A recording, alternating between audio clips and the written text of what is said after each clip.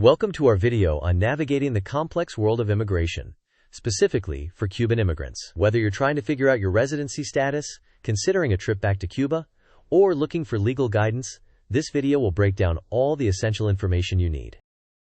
In today's video, we have a lot to cover. First, we'll discuss the potential risks of returning to Cuba and how it might impact residency. Then, we'll dive into travel documents and visiting family.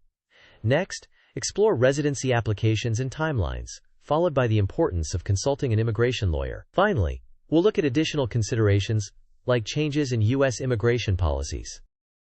The first thing to consider is how returning to Cuba might impact your residency. Returning could be seen as evidence that you're no longer fleeing persecution, thus affecting your status. This flowchart illustrates the pathways of changing your refugee status to regular immigration. Consulting a lawyer early on is crucial to determine appropriate alternatives. Understanding advance parole is essential for any travel plans. Form I-131 might allow you to visit family while waiting for residency, but this hinges on your specific status. Residency applications can take time, often influenced by factors like the USCIS's current caseload and your individual circumstances. Consulting a lawyer can help clarify the most efficient pathway. Marrying a U.S. citizen could potentially expedite the process of obtaining residency. However, this option depends heavily on his current immigration status.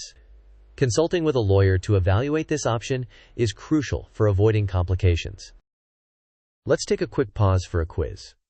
What potential issue might arise from a refugee returning to their home country? Is it A, they could lose their refugee status, B, residency application is unaffected, C, they will gain citizenship faster, or D, they can freely travel? You may pause the video now to think about the answer, and we will discuss the answer in the next section.